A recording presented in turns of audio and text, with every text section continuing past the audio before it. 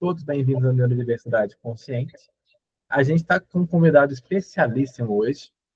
Todos os convidados são muito legais, mas esse tem uma coisa que é muito especial, que além dele ser professor de artes, ele já trabalha comigo no Tabuleiro Acessível, que é um projeto meu de jogos, levando eles para surdos.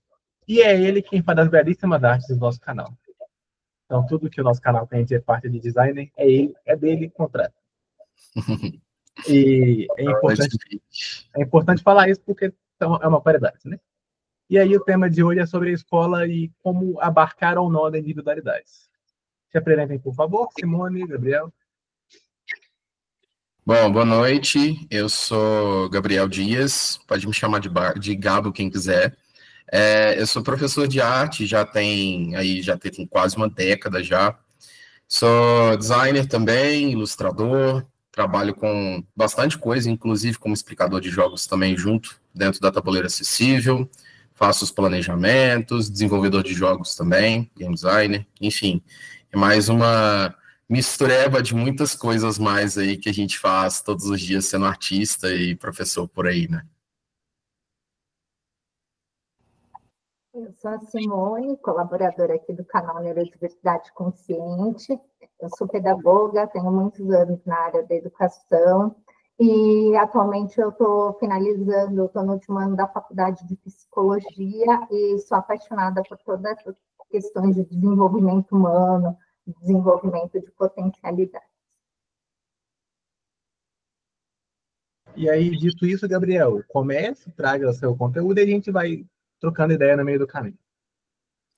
Eu acho que, assim, uma das coisas que eu vou começar trazendo dois ganchos principais, uma de experiência pessoal, né, que eu acho que é um caminho a gente conversar, e um de experiência mais de literatura, né, de ouvir outras pessoas também, que a gente vai colocar essa ideia de se é possível a gente abarcar dentro de uma sala de aula todas as individualidades dos humanos que estão em formação ali dentro do processo, né, já chegam suas bagagens e estão ali no processo formativo durante aquele, no caso da minha matéria, por exemplo, são 50 minutos, para outros professores um tempo a mais, para os pedagogos outro tempo, mas a gente pensando aí o espaço global da sala de aula dentro da educação básica, da educação formal, né, do ciclo básico da escola. A primeira coisa eu acho que a gente precisa pensar dessa experiência, se a gente é capaz ou não de abarcar isso, quem são essas pessoas que a gente vai lidar dentro da sala de aula. Então, parte disso parte do lugar de a gente não entender a sala de aula como um lugar individual. A sala de aula ela é um lugar dentro da escola, e além de ser um lugar dentro da escola, a gente também está falando de um lugar dentro da sociedade como um todo. A gente fala do professor dentro de sala de aula, ele está recebendo, por exemplo, uma demanda externa de lidar com alunos que precisam de acompanhamento, muitas vezes psicossocial, neurológico, às vezes. Então, a sala de aula ela vai ser muito diversa e, para além da gente discutir essas individualidades que estão relacionadas, muitas vezes, com um diagnóstico, por exemplo, uma pessoa neurodivergente, pensar todo e qualquer cidadão, todo e qualquer ser humano que está ali dentro daquele espaço, como uma pessoa que precisa de ser acolhida dentro da sala de aula antes de você pensar em lecionar ela, em criar um vínculo com essa pessoa antes de você realmente pensar em só educar, você pensar em qual demanda que esse indivíduo está trazendo para você.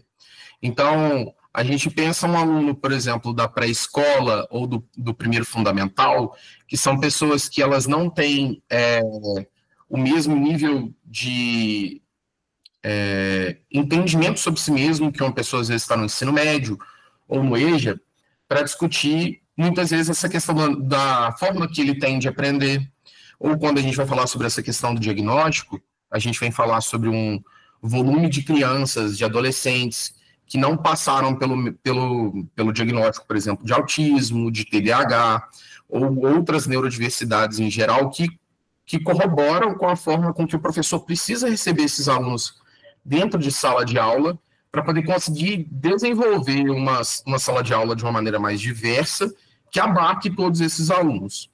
Então, o primeiro passo é entender quem que é o seu aluno, né? O que esse aluno está tendo de demanda dentro da sala de aula e, além de tudo, a formação, né, que vai de cada professor, mas para além da formação, da vontade já de lecionar, a gente precisa desses direcionamentos que são do espaço coletivo da escola. Então, o aluno já precisa ter chegado, por exemplo, com acompanhamento familiar, para entender mais ou menos como que aquele aluno lida com o espaço escolar. Porque, por exemplo, eu sou professor de ensino fundamental 1, 2, ensino médio e EJA, mas esse aluno hoje ele já começa na escola a partir dos 4 anos de idade. Então, essa criança ela começa no fundamental, antes do fundamental na creche, né? E ela já tem um acompanhamento. Então, a gente já precisaria ter, por exemplo, no caso, os PDIs. Eu não sei se vocês já chegaram a ter contato, provavelmente a Simone já teve esse contato com o PDI, né? Que é o Plano de Desenvolvimento Individual dos Alunos, e é o Plano de Desenvolvimento Individual que está relacionado também ao trabalho, enfim, tem vários contextos. Pode falar, Felipe. Só para tirar a dúvida mesmo, o PDI é a mesma coisa do PEI ou é diferente em locais? Talvez seja uma dúvida até do pessoal. Você consegue fazer qual que é? Eu não sei se tem diferença do PEI e do PDI. Normalmente, eu só trabalhei com PDI. Você sabe dizer, Simone? PEI, você sabe o que a sigla quer dizer? O PEI é o plano de ensino individualizado e o PDI é o plano de desenvolvimento. Isso. Será que ensino é mais direcionado à escola e o PEI a outras instituições, como, por exemplo, creches e outros locais de aprendizado? Então, eu nunca cheguei a preencher o PEI. Então, eu não sei exatamente dizer se isso realmente difere. Normalmente, o PDI ele está muito relacionado com alunos que já tiveram algum tipo de problema de desenvolvimento ou de aprendizado dentro da escola. Então, pode ser que o PEI já é uma coisa mais generalista, mas eu não sei dizer, sabe? Felipe, o PDI é o Plano de Desenvolvimento Individualizado, ele é mais abrangente que o PEI. O PEI é de ensino, o PEI é voltado para as questões de ensino-aprendizagem. O PDI pode ser aplicado em empresas, por exemplo, em organizações. Então, ele é para aquela pessoa, né? Ele envolve todas as áreas da vida daquela pessoa e não só a parte da escola de ensino-aprendizagem. Perfeito. Aí, tá vendo? Essa pergunta que surgiu aí, talvez fosse a dúvida de outras pessoas. Eu surgi justamente porque eu achei que, quando você falou o PDI, me chamou a atenção nessa perspectiva, porque é algo muito mais voltado a, como a gente falou, o desenvolvimento completo da pessoa, e não só o estudantil, né? Uhum. Porque inclui, como você está falando aí muito bem, a questão de como as neurodivergências, por exemplo, se aplicam diretamente a isso, mas vai ter um fator mais relevante ainda no estilo da vida da pessoa como um todo, né? Então, valeu aí por esclarecer. Obrigado, Simone. Bom, voltando para esse aspecto, inclusive, a gente tem aí esses 2 pontos principais, que é entender quem que é o aluno antes da gente pensar o espaço educacional que ele vai ter dentro da sala de aula, para a gente conseguir desenvolver o que você vai dar como professor dentro da sala de aula. E quando você fala sobre isso, você também tem que pensar hoje, né, pela questão da materialidade da sala de aula, na quantidade de alunos que a gente recebe dentro da sala de aula. Então, dentro de um contexto onde você tem de 13 a 15 alunos, você consegue dar uma atenção muito maior do que numa sala de 30 mais. Então, muitas vezes, essa individualidade ela não consegue ser acolhida, ela acaba sendo encaixotada nessas caixinhas, ela está muito relacionada, muitas vezes, com isso. Porque, às vezes, um aluno com uma atividade que você elabora, ela nunca vai conseguir abarcar 100% todas aquelas individualidades naquele contexto. Mas a forma com que você vai aplicar, ela pode buscar, né, de maneira ideal, abarcar individualmente cada um daqueles alunos dentro da sala de aula. E ela se torna cada vez mais segura e possível de ser aplicada, principalmente quando você tem esses direcionamentos psicopedagógicos da escola. Se eu não estou enganado, hoje, né, até a partir do ano passado, ano retrasado, hoje já se tem psicólogo e psicopedagogo escolar por lei, mas quando eu estava ainda na escola pública, ele atendia um volume muito surreal de escolas, se eu não estou enganado, eram 7 escolas. Essa lei são leis estaduais, nem todos os estados têm. Outro dia até estavam querendo fazer um censo num grupo que eu participo. São Paulo é um psicólogo para 10 escolas, então tipo, ele vai estar lá ou uma vez a cada 15 dias ou só meio período toda semana. Uhum. E eles não são, esses psicólogos, eles não estão disponíveis para o atendimento terapêutico individualizado, né? Normalmente são questões mais coletivas dentro da escola do que um caso muito individualizado. E quando ele tem, são casos muito graves, né? Casos, citar a questão do autoextermínio, enfim. E o psicopedagogo vai entrar como esse suporte, né? Auxiliar social em geral da criança dentro da escola. E eu estava pesquisando isso também, eu conversei com meu cunhado, que é advogado, para eu entender um pouco melhor isso. Não existe, pela lei de 96, que é o que determina a LDB, né, um limite para a quantidade de alunos por sala de aula pelo aspecto federal. Então, a lei federal não regula, né, estadualmente, quantas vão ser as pessoas por sala de aula que um professor vai atender. Alguns projetos de lei de 2007, 2006, 2017, 2018, 2023 tentaram regular ou de maneira fechada 25 alunos, em alguns contextos entre 13 e 15. Tiveram vários projetos de lei diferentes que definiam até no máximo no ensino médio, se eu não estou enganado, 35 alunos por turma com 1,2 metro para cada aluno, mais 2,9 metros por professor, uma coisa assim, dentro de uma sala de aula como um todo, que é as salas de aulas tradicionais do ensino básico, né? Mas essas leis todas, ou elas foram revogadas, ou elas foram arquivadas. Então, a gente tem uma lei hoje, que é uma lei de 2006 para o estado de Minas Gerais, que é uma lei estadual, que ela foi atualizada em 2011, ela foi revogada em 2018. Então, eu não cheguei a conseguir ver, até se tiver alguém que entende um pouco mais de lei do que eu, porque eu cheguei a pesquisar o máximo que eu consegui achar pela LMG e com essa consulta do meu cunhado que é advogado, saber que a de 2011 está revogada por 2018 e a de 2006 determina 25 alunos na sala de aula, ele tem aquele padrão de, se eu não estou enganado, são 10 ou 12 crianças na creche, depois a gente vai passando para o ensino fundamental, médio e o EJA, que aí são 35 alunos. Mas mesmo assim, hoje, né, aí eu já falo de uma experiência pessoal, e quando a gente fala sobre pensar a individualidade do aluno, uma turma com 35 alunos, mesmo no ensino médio, que a cada ano que passa, né, a gente consegue gerir um volume maior, né, de pessoas, porque elas são mais centradas, elas têm uma autonomia um pouco maior, né, para poder ser trabalhada. Então, a gente consegue ir aumentando a quantidade de pessoas por professor. Mas eu fiz uma pesquisa, e isso foi uma coisa legal. Eu cheguei a conversar com outros colegas professores, conversei com minha mãe, que também é professora de arte, e de diversas matérias. E, além disso, eu fiz uma pesquisa. Quem quiser procurar também, tiver um tempo, tem uma rede social que chama Reddit, não sei se as pessoas já tiveram contato, e ela é uma rede social que você discute tópicos em fóruns. E aí tem uma thread lá, né, tem uma página, né, desse fórum que chama Ask Teachers. E aí uma das coisas que estava sendo discutido lá é quantos teriam uma quantidade de alunos de maneira ideal que você se sentiria confortável como professor em lecionar sabendo que você vai precisar de lidar com todas as individualidades possíveis daqueles alunos que vão estar dentro de sala. E é engraçado, porque apesar de existir uma variação entre 13 até 20 alunos, nunca é um número menor do que esse, e nunca é um número maior do que esse também. Então, mesmo as pessoas que falaram entre 13 e 15, pessoas que falaram 20, são pessoas que falaram que salas de aula que são menores do que 13 alunos tendem a tornar os debates em sala de aula, mesmo no ensino médio, ou fundamental 1 e 2, pouco ricos. Então, a coletividade é prejudicada pelo volume menor de alunos, enquanto, mais do que isso, se torna, igual falaram aqui no chat muito bem, muito tópico.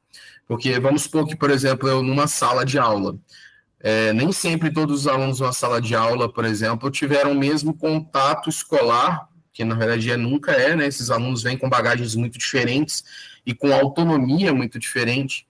E quando a gente vai trabalhar essa questão da autonomia na sala de aula e a gente pensa sobre a individualidade nesse contexto, a gente tem alunos que vêm de um recorte de cor, de um recorte de classe, de um recorte de gênero, e a gente vai abarcar esse aspecto em sala de aula. Muitas vezes a gente não consegue nem ter um respiro para poder sentar para conversar com esse aluno, muitas vezes, quando ele está tendo algum problema mais grave, para fazer o encaminhamento necessário.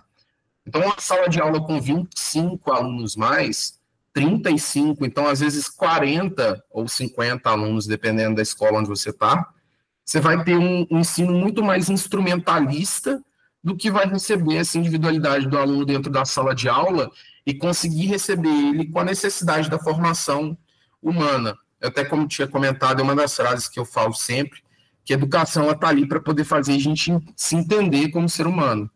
Então, não é só você aprender o conteúdo em sala de aula. Na minha matéria é muito menos.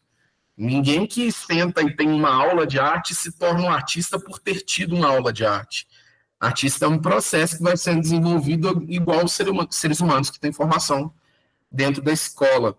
Então, acaba que quanto mais pessoas você coloca dentro de uma sala de aula, mais você suprime a individualidade daquele aluno por si só dentro daquele espaço, e você suprime também a possibilidade do professor conseguir abarcar essa individualidade dentro das atividades em sala.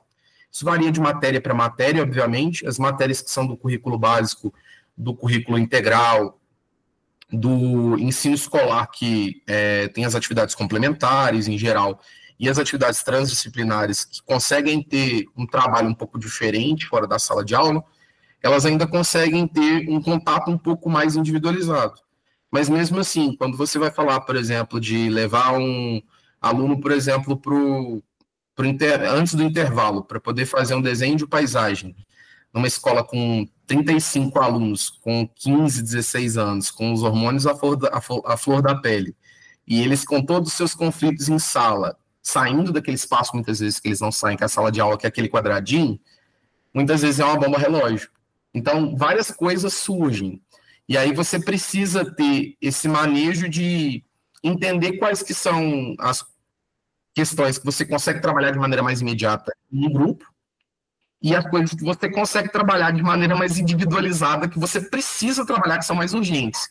Eu, como uma pessoa TDAH, por exemplo, uma das coisas que eu trabalho muito é priorização. E aí, quando eu estou nesse contexto, às vezes eu quero pegar todas essas crianças, sentar uma por uma e conversar cada uma dessas coisas. E isso, dentro de uma carga horária comum de 50 minutos, é impraticável, sabe? Desculpa, pode falar, Rafael.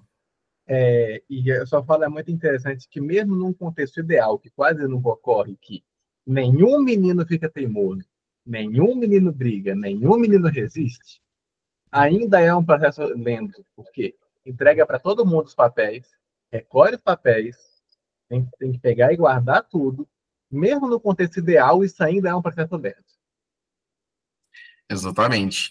E aí a gente entra também numa grande contradição, né? Porque a discussão do aumento da carga horária escolar é muito difícil, contando a diversidade de classe do Brasil e todas as questões que envolvem a questão da escola, da família, dos outros ambientes coletivos da criança.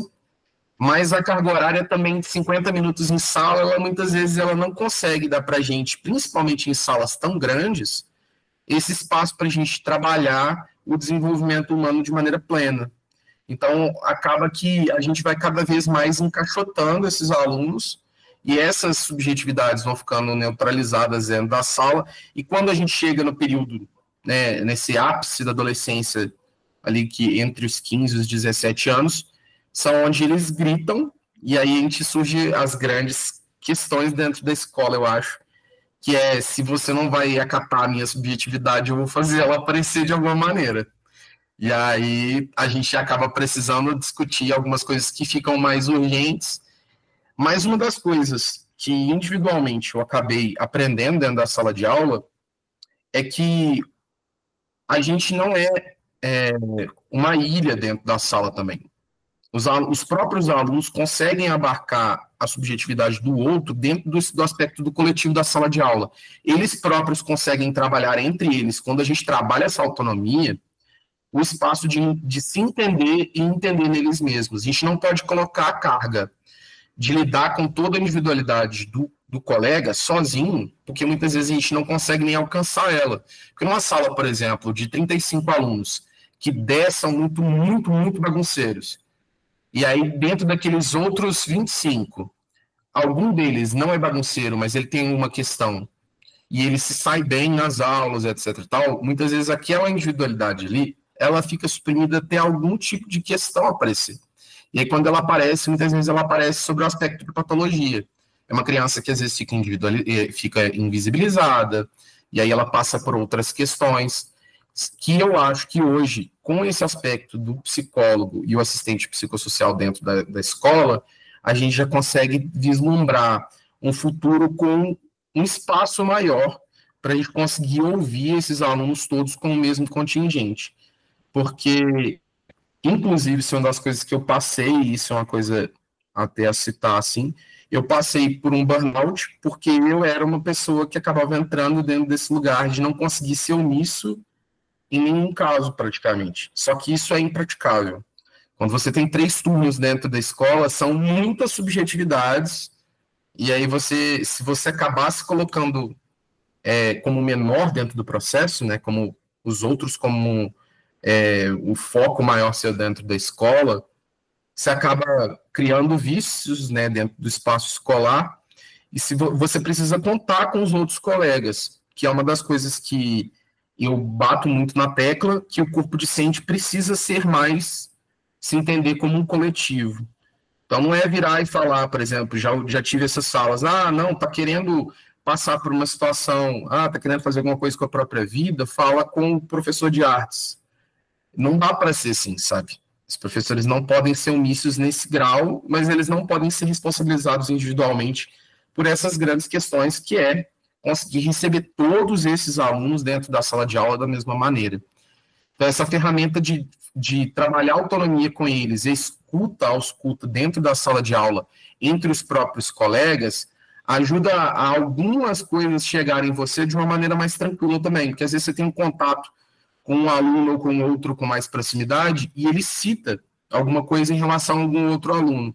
Isso é uma coisa para você levar para a coordenação, e às vezes sentar com os outros professores para poder conseguir organizar, no caso o PEI ou PDI, que a gente falou mais cedo, mesmo que essa pessoa não tenha um diagnóstico, ou mesmo que essa pessoa não tenha dentro do processo ali nenhuma questão vinculada, por exemplo, a nenhuma neurodivergência. Ele pode ter as próprias dificuldades sem ter nenhuma neurodivergência, ele não pode ser invisibilizado só porque ele está dentro de um contexto menos urgente, quando a gente está falando sobre casos mais graves. A gente precisa procurar dar um pouco de atenção, principalmente ao longo do ano, procurando estratégias com os outros professores e com os próprios alunos também, que eles também são pessoas ativas dentro do processo educacional, para a gente conseguir abarcar essas subjetividades e procurar maneiras de trabalhar não só dentro do conteúdo, dentro da sala de aula, que foi uma coisa que eu consegui trabalhar mais em salas menores, naturalmente, e a minha matéria já é uma matéria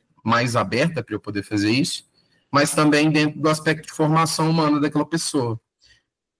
Você ia falar alguma coisa, Felipe? Desculpa. Gabriel, bastante interessante e é um complemento à sua fala. E o professor lida com alunos que vivem em realidades muito específicas de cada um, por vezes permeadas de violências, ou contextos bastante sérios de negligência, e por N influências que chegam para o professor na escola. Eu falo para o professor porque é ele quem está em sala, mas chega para a escola e instituição. E aí a escola abarca isso tudo e ela meio que tem que resolver porque ela vai estar com meninas na escola. Ela não consegue fugir de resolver isso, de algum jeito. Assim como eu disse que o professor dentro da sala de aula ele não pode ser uma ilha, né? Ele precisa buscar essas conexões com os alunos, a escola também não pode ser uma ilha. Ela precisa buscar ter essa conexão com os outros ambientes coletivos que aqueles alunos conseguem ter dentro da escola. E na medida do possível, principalmente agora que a gente está falando das escolas piloto aqui no estado, que são escolas integrais, ter contato com a comunidade também. muitas vezes isso acaba ficando a cargo e até, de certa maneira, sobrecarregando um pouco a diretoria, a coordenação da escola, mas essas atividades, principalmente, tem dia da família, ou essas outras atividades que chamam, né, a comunidade a participar da escola, uma das coisas que eu acho que é muito importante é por causa disso também, é a gente procurar ter esse contexto mais pessoal dos alunos e as outras questões da coletividade fora da escola, e que esses lugares busquem também a escola como uma forma de pensar a educação de maneira mais hermética, né, mais completa, mais menos como ilha e mais como um aspecto a mais da coletividade da criança, porque ela passa muito tempo dentro da escola, e muitas vezes as pessoas acham que ali aquele espaço de formação é o maior formador daquela criança, mas não necessariamente. Essas crianças têm outras coisas na vida delas, que elas convivem em outros espaços, e que vão fazer dessas crianças terem a própria subjetividade, até porque não é só a escola que é um espaço educacional. A gente cita aí outros contextos dentro do... Eu vou falar mais sobre Minas Gerais, eu não sei tanto dos outros estados, mas a gente fala sobre o Brasil, a gente fala sobre as atividades em rua com os colegas, da própria internet hoje, das atividades em igrejas ou outros espaços de convivência que essa criança costuma ter, primeiro por influência dos pais e depois de maneira mais individual. Então, a gente buscar ter esse contato com os outros espaços escolares, outros espaços educacionais que não escolar. Então, atividades com a família, atividades com essas outras instituições que estão muitas vezes dentro desses espaços de educação da criança, museus e tal, integrar, inclusive, com esses outros lugares. Muitas vezes é uma das coisas que eu acho muito legal, assim, de ver alunos meus passando por outros educadores de outros espaços de educação não formal, porque foi junto com a escola, ou porque eu sugeri, sabe? Então, o único lugar que a gente passa muitas horas da nossa vida não é a escola. A vida, ela é uma coisa completa. Então, a gente vai conseguir abarcar, sim, alguma parte dessa subjetividade em sala de aula,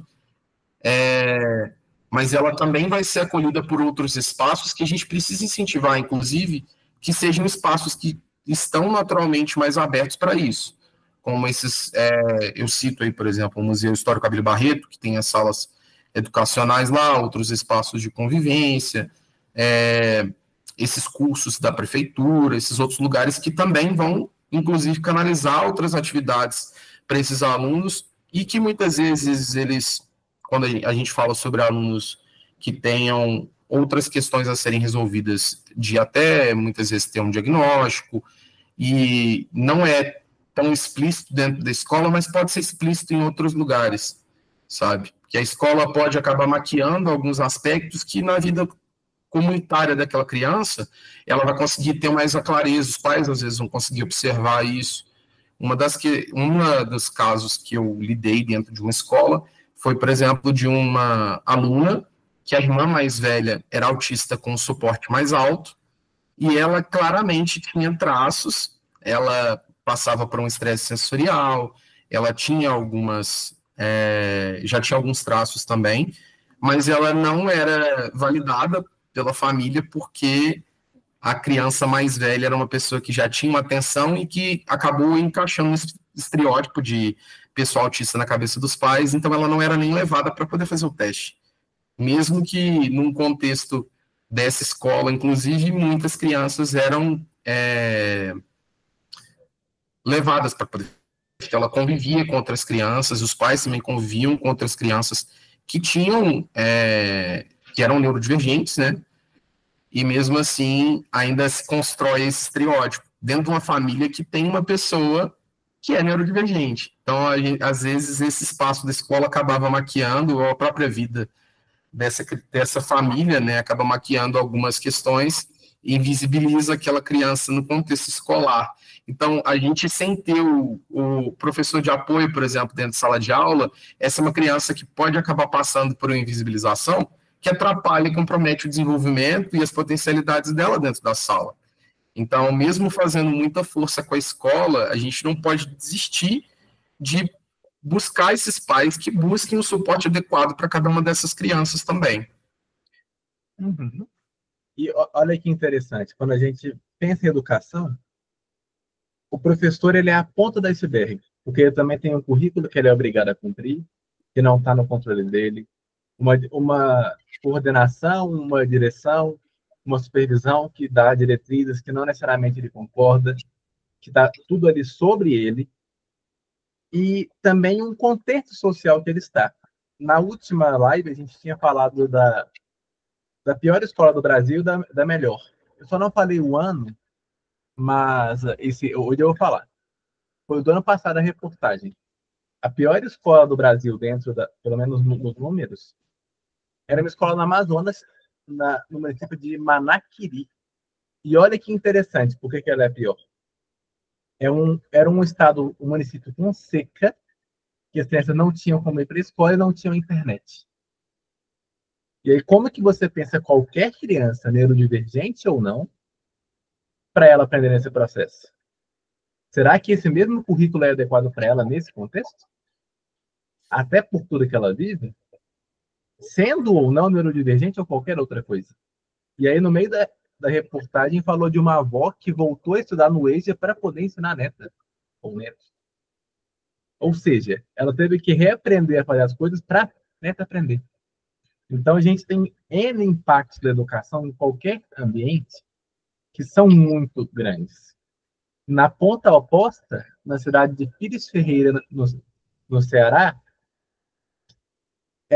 eles tinham a mesma estrutura nossa, em termos de coisa física, escola, só que, por ser um município pequeno, a coletividade ajudava. A família estava de perto, eles conseguiam recuperar os alunos todos, inclusive fazendo formações em férias com eles, para quem estava atrasado no conteúdo.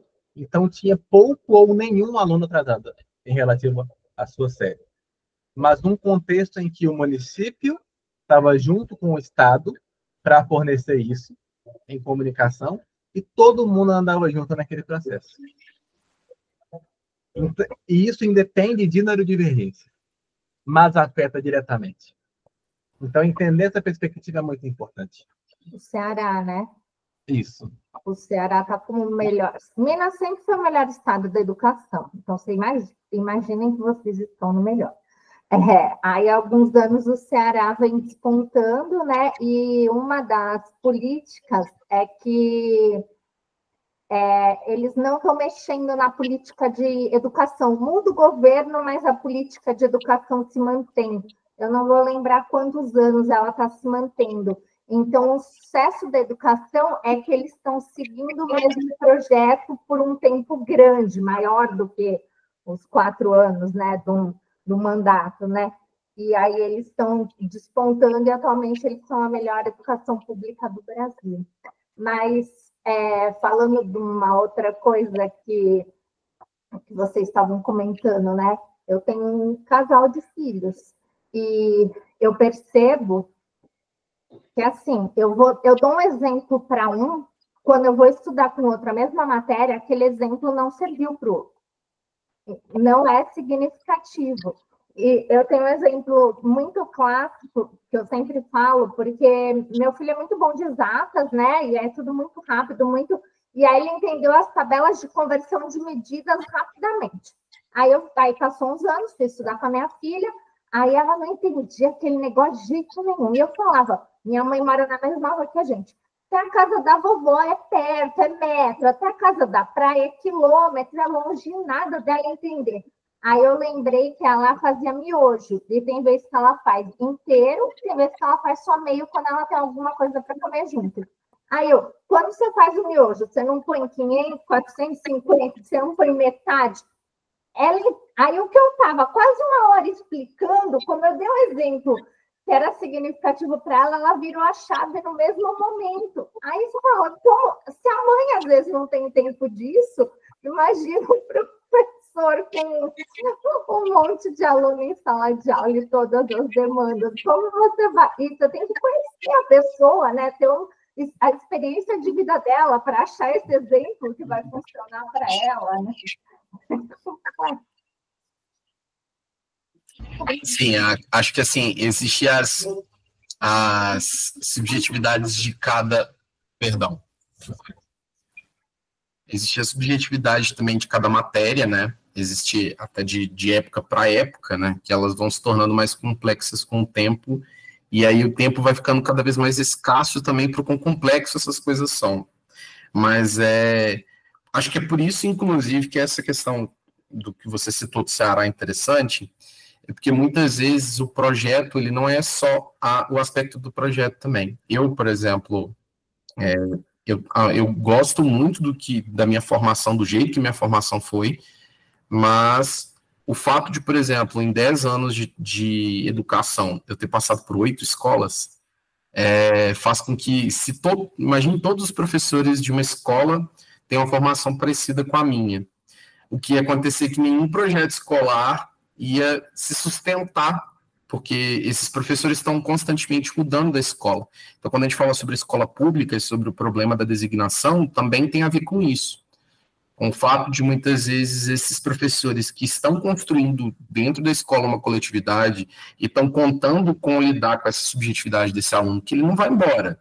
Esse aluno, muitas vezes, principalmente alunos de bairro, eles têm a vida deles dentro daquela escola. Mas o professor de artes, que muitas vezes é o mesmo professor durante a formação deles como um todo, ele é um professor que consegue receber esses alunos e trabalhar com esses. Ele vai ter um tempo maior, porque se ele está dentro da escola do Fundamental 1 até o final do Fundamental 2, ou muitas vezes ele está do Fundamental 1 até o final do ensino médio, ele vai conhecer esse aluno e ele vai entender, ele vai conseguir trabalhar. Mesmo que num ano ele não consiga chegar nesse aluno, no outro ele consegue. Então, a designação e a rotatividade de professores, eu não sei dizer se lá no Ceará é menor, mas eu chutaria que talvez seja, sabe? Mais professores concursados ou mais professores que tenham esse incentivo para poder permanecer nas mesmas escolas, também permite que você consiga construir um projeto pedagógico duradouro. E aí esse projeto pedagógico duradouro, ele consegue receber desses alunos, né, um espaço maior para que eles se abram a longo prazo, porque um vínculo constante vai sendo construído, né, ele é muito mais fácil você ouvir de um aluno uma história mais difícil que talvez você entenda ou citar o miojo do que talvez a casa da vovó, porque no ano passado ele falou que ele ia para a praia. Mas se ele não conhece a praia, você não sabe que esse aluno não conhece a praia, não adianta nada eu falar sobre praia com ele. Mas para eu ter um contato com o aluno durante 10 anos e um contato com o aluno durante um ano, é muito difícil a gente conseguir chegar de uma coisa na outra com um período tão pequeno de tempo e citando já de novo a questão dos 50 minutos, que na verdade, dependendo do dia, são 15. Porque é o tempo de fazer chamadas, são as burocracias escolares, a gente tem um aspecto educacional, sabe? Então, assim, muitas vezes não é nem sobre infraestrutura em si da escola, mas sobre esse projeto pedagógico permanente. Porque muitas vezes a escola pode até não ter um suporte financeiro tão bom, ou esses alunos podem estar num recorte diferente de classe, mas muitas vezes a escola tem um projeto pedagógico mais duradouro. Quando a gente vai ver, por exemplo, educação no campo, que eu tive uma professora que falou muito sobre isso, assim, que o que ensinou muito para ela sobre educação foi muito educação no campo, que era ela ir até, junto com a escola, por exemplo, na pessoa que vai fazer o ofício da família daquela criança que está na escola, porque dentro da educação no campo eles têm esse espaço de visitar o campo realmente e conhecer esses outros lugares dentro dessas cidades menores.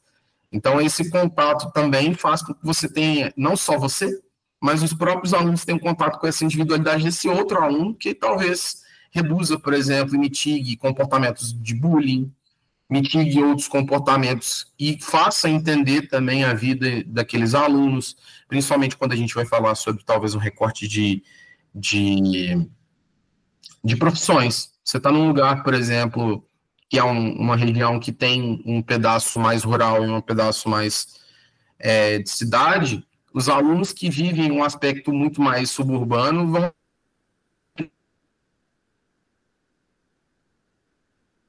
que a família dele trabalha num comércio, vai ter uma vida muito diferente de um pai que trabalha, uma criança trabalhando na lavoura, Então, eu acho que é interessante esse contexto de citar a educação no campo por causa disso.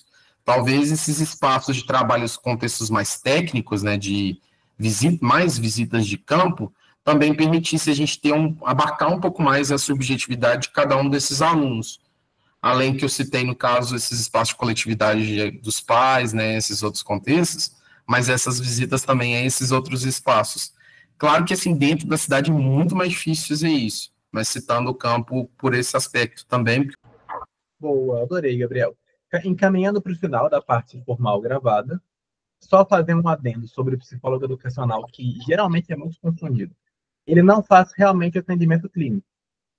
Ele faz um trabalho coletivo dentro da escola, de trabalhar os discursos. Vamos pegar uma escola que tem muita violência, muita briga. Ele vai criar um projeto para trabalhar com a escola como um todo, a redução das brigas, mas não necessariamente ele vai pegar um aluno que está batendo. Uhum. Se esse aluno fizer isso, ele pensando em política pública, ele é encaminhado para o conselho tutelar, para o posto de saúde, tem psicólogo, entendendo a escola aqui como uma política pública. Ele pode, se necessário, atender um aluno, mas não é a prerrogativa do psicólogo educacional. Uhum. E aí, Gabriel fechou bem com a perspectiva da escola no campo.